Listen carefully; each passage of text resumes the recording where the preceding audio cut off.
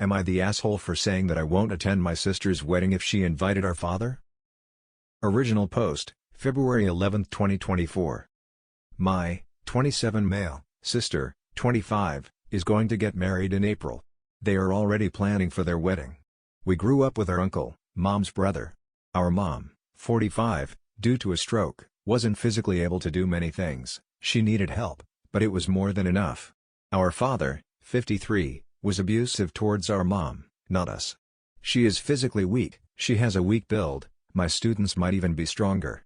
She has always been that way even as a kid. This made it easier to mistreat her. After the court forced a divorce, he continued to contact us and be there for us. I rejected all the money he used to send. My sister didn't. She was contacting him and has a relationship with him. I asked her to pretend that she doesn't when our mom is around. I asked my sister who'll walk her down the aisle, is it our mom, uncle, or me? She hesitated to answer but said she'd invite our dad. We argued about that, and I said that if he took one step in there, I'm out. She said I'm being an ass for giving her an ultimatum.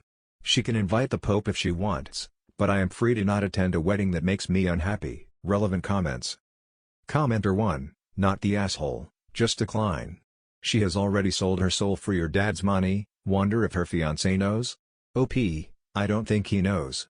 My sister told him that I gave her an ultimatum so contacted me. He did sound like he didn't know. Commenter 2, not an asshole. You don't have to attend, but don't give the ultimatum, just decline the invite. Your sister is a grown-ass adult, and her relationships are her own business. OP, we had an argument about it. I said that I was not coming. She tried to say that I couldn't not attend her wedding since we are only 2 siblings, and eventually, I gave the ultimatum. Commenter 3, not the asshole, who she invites is her business, what events you attend or not, along with the reason behind it is your business. Was she not old enough to remember the abuse of your father, or is the money he gives her more important to her than her mother? OP, when the court forced the divorce, I was 13 and she was 11. I don't want to say that she valued the money more, but I don't know why she is still in contact with him. Commenter 4, info, is your mother also coming to the wedding? Because if she is, as I would expect her to be invited, that's an incredibly shitty position for your sister to put your mom in. Especially if she just springs it on your mom without giving her proper notice. I don't imagine the stress of having to interact with your former abuser and see him lauded around and given all the privileges of an involved and loving father despite not having had much part in raising their bride would be good for anyone's health, let alone someone as fragile as your mother. Not the asshole, BTW. Your sister has every right to invite whoever she wants to her wedding, and you have every right to choose whether or not you want to attend.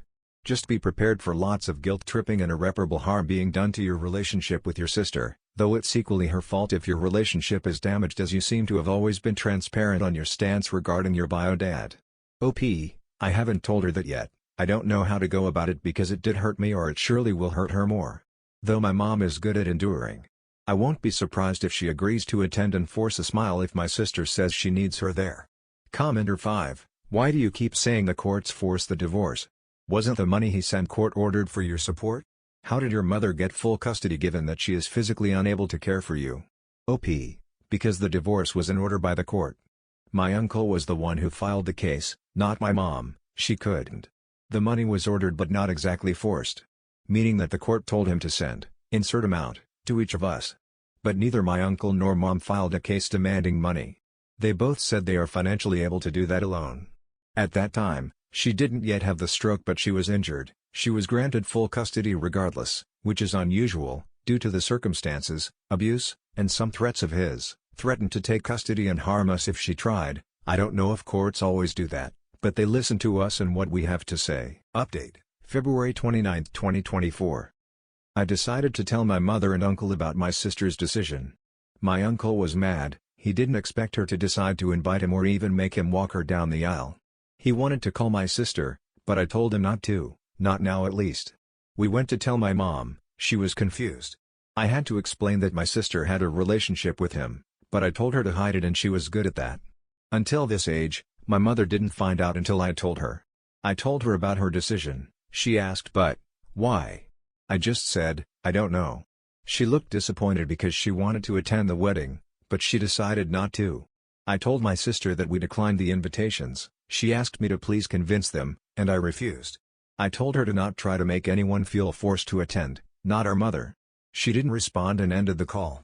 Since then, I don't know whether she tried to convince our uncle or our mother. I haven't heard anything from anyone regarding that, not my sister, uncle, or mother. Story 2, Ada for not inviting my parents to my wedding and anyone from that family? Original post, October 26, 2023. Me, 27, and my husband, 28, are going to get married in January. On his side, the entire family is invited, but on mine, only my maternal aunt and her husband are going. When my parents and the rest of my family found out about this, they made a big fuss and they treated me horribly. But I am justified in not wanting them on my special day. Context: I was the first daughter, granddaughter, and niece. I was everyone's darling until the other babies arrived, and when I turned 8 my little sister was born. My grandparents and my mother stopped treating me in a special way. If my sister broke my whatever they never scolded her, but if I said something mean to my sister I was punished. Once she even broke my glasses and I was punished. My father, on the other hand, was present for a while but then disappeared. He was constant with the money but not with the visits or calls. When I turned 11, I was closer to my maternal aunt, who lived miles away from me, than to my uncles, grandparents, and mother who lived in my house. That aunt who is 9 years older than me, she is my mother's half-sister, and although she only saw her on Christmas, birthdays, and holidays, we talked on the phone twice a day. When I was 12 and she was 21. I stayed with her all summer, even though my mom didn't believe my aunt could take care of me. They were the best 2 months of my life. After my vacation, I studied more and had a very good behavior at school with the intention that they would let me go to see her again.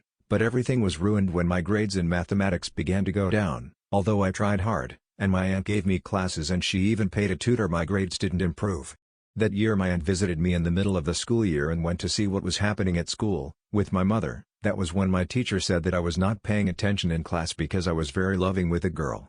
My mother and aunt were amazed and asked the teacher why he said that.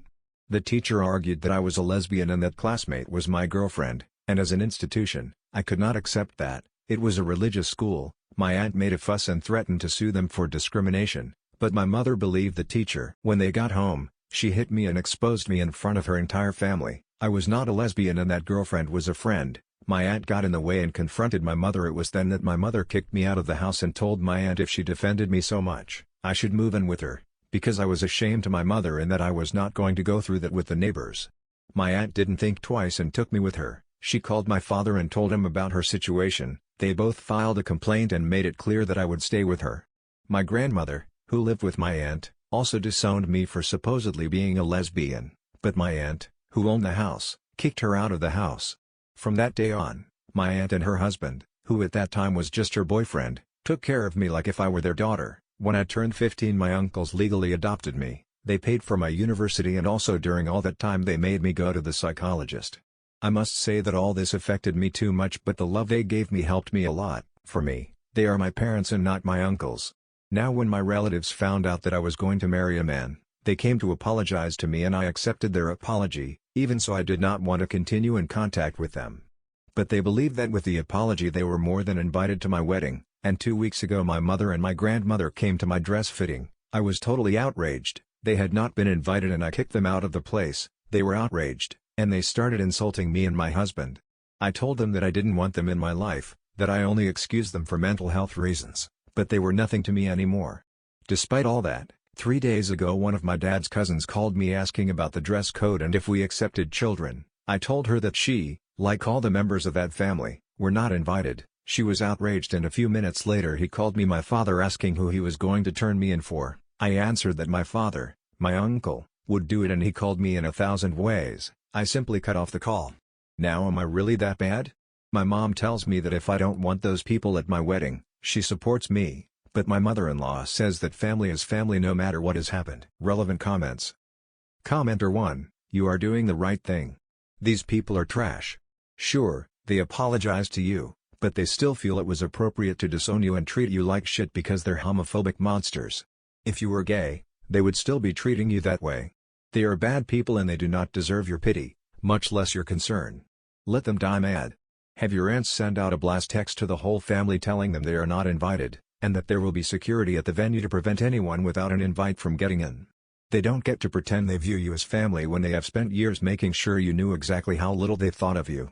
Tell your mother-in-law that her family is not your family. No matter what is an insane thing to say about people who abused you. Make sure she understands that this is a hill you'll die on, and that your abusers, make sure you use that word, are not going to be allowed to force their way into your life no matter who they share genes with. If your mother-in-law hasn't experienced abuse, she has no business speaking to your situation.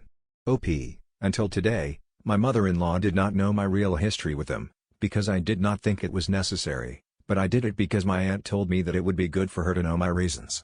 It was a horrible thing for her to know, and now she is totally okay with them coming back into my life. Update, November 26, 2023.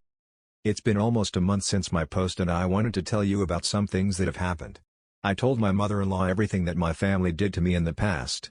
At first, she seemed understanding, but then my partner discovered that she was still talking to my parents and decided to cut ties with his mother. He warned her that if she continued with this attitude, she would never know her grandchildren. He also told her that the only way for her to be part of our lives again is for her to apologize to me. He also told his father and brothers that if they tried to intervene between his mother, my ex-family, and us, they too would be expelled from our lives and the lives of our future children. One of the things I didn't mention was the topic of my father and my sister. It turns out that sometime after he decided he couldn't take care of me and accepted that my aunt did it, my father returned to my mother and they had a child.